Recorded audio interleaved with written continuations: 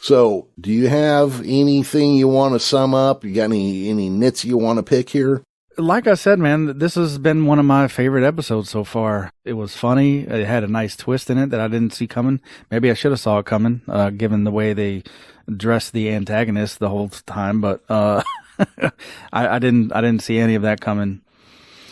The kiss with Chapel ranks up there with a good scene. I mean, good as in like it played out well, advancing or at least filling in some context for Nurse Chapel's later infatuation with Spock. Not that the whole show so far hasn't played up to that anyway, but this is the first time where it's like on full display. You're right.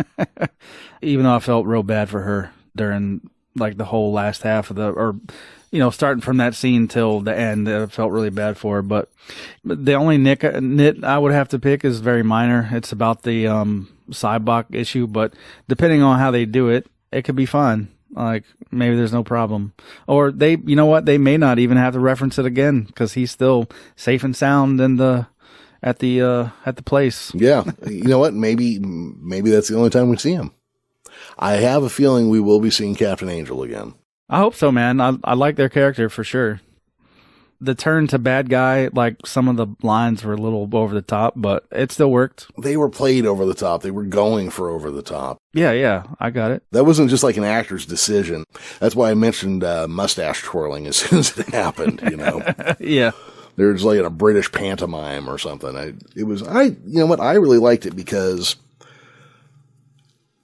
Star Trek has had a tendency since The Next Generation to be super serious all the time.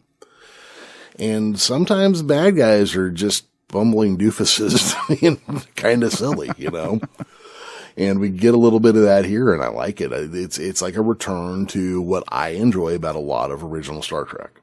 Now, the one nit I would have to pick, just like you, guys, be careful how much of all of shared Star Trek history you are constantly leaning on.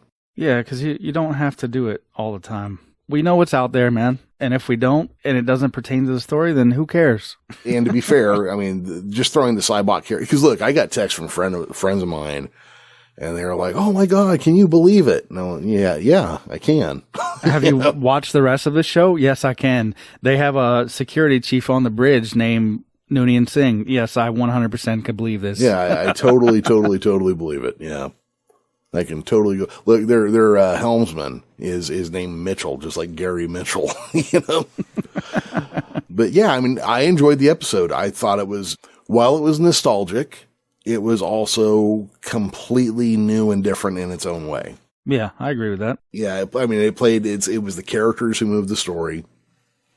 The idea of Pike being able to talk a whole pirate crew and just freaking out on themselves, I thought was great.